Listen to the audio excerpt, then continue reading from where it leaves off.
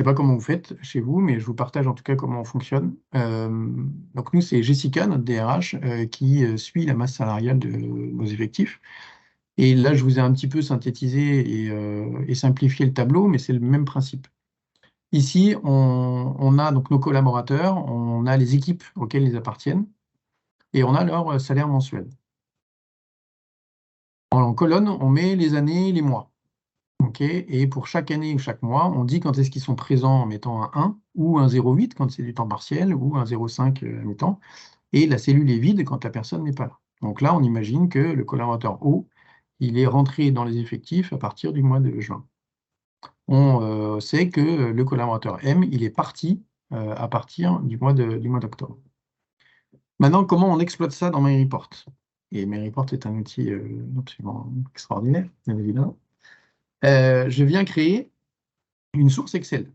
Donc, j'ajoute une source Excel. Ici, je vais utiliser mon fichier en local. Je pourrais avoir mon fichier d'un côté et faire mon reporting de l'autre. J'ajoute ma source Excel. Je viens spécifier, alors en l'occurrence, l'astuce aussi, c'est que j'ai créé une zone MS. Donc là, je prends mon tableau et je l'ai mis dans ma zone MS. Donc, je l'appelle masse salariale. Je spécifie que mes données sont dans ma source MS. Je force le calcul, j'accède en temps réel aux données. Je fais suivant. Je spécifie que c'est un tableau. Je vais aller assez vite sur ce sujet-là parce que voilà, il me dit que la première cellule de données, c'est le croisement entre l'année et mes collaborateurs. Je fais oui. Et là, je vais préciser quels sont mes champs. Donc là, c'est mon collaborateur. Ici, c'est mon équipe. Ici, c'est mon salaire, c'est mon brut annuel, théorique, on va dire. Ça, c'est mon année. Ça, c'est mon mois numérique. Et ça, c'est ma présence. Est-ce que j'y suis ou pas? Bon, ça, c'est le nom du fichier, on s'en moque. Ensuite, je définis que le mois num année, c'est très bien. Le brut annuel, c'est un indicateur. On va le mettre en décimale parce que potentiellement, il y a des virgules, c'est numérique. Présence aussi, et je mets ma présence avec mon brut. Là, je vais créer un champ qui va s'appeler mon brut mensuel. Qu'est-ce que c'est que mon brut mensuel? C'est ma présence fois mon brut, et je me suis trompé, c'est le brut annuel théorique. C'est pas annuel, c'est le brut mensuel théorique. C'est pas grave. Hop, je le renomme.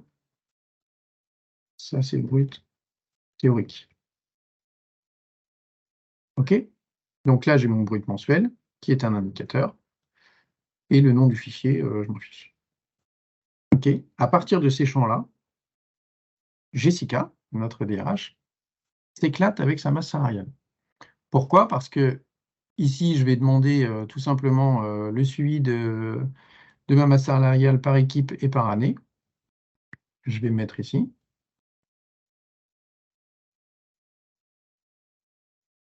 Hop, suivi MS.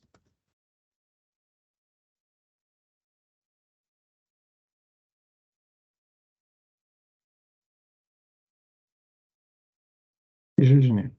Donc là, ce que fait MyReport, c'est qu'il vient faire les croisements de ces tableaux et elle peut comparer sa masse salariale de 2023 avec 2024. Bon, là, je peaufine un peu, mais c'est important. Hop, on n'a pas besoin de toto sur les années. On peut demander la variation. Vous savez comment faire. L'écart. Je le fais vite, mais c'est pour qu'on partage aussi des usages qui sont les nôtres.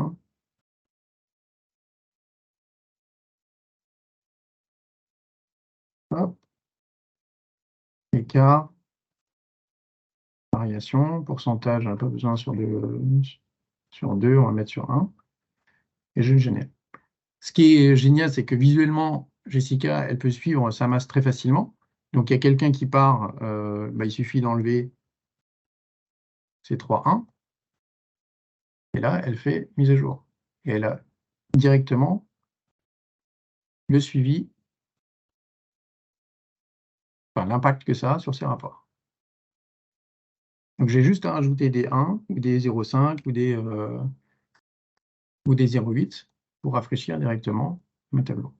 Et puis quand on Je ne sais pas comparer donc on pourra partager comment vous le faites chez vous. Mais c'est extrêmement intéressant parce qu'on a ce fichier de budget typiquement qu'on fige au 1er janvier et on a un fichier réel qui dit, bon, bah, OK, pendant l'année, on se rend compte qu'il faut recruter quelqu'un de plus, qu'il faut augmenter quelqu'un. Donc là, pour augmenter quelqu'un, bah, nous, ce qu'on fait, bah, K, il faut qu'il soit augmenté. Donc on insère. Donc la zone, elle continue de fonctionner. J'ai K.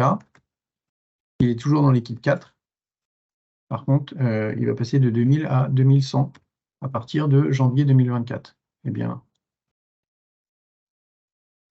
ici, je supprime les valeurs. Et il aura ce salaire-là à partir de 2024. Et là, je vais mettre EQ4. Voilà. Et j'ai juste à faire rafraîchir. Et j'ai l'impact de l'augmentation de K en 2024 sur ma masse salariale. C'est génial, non?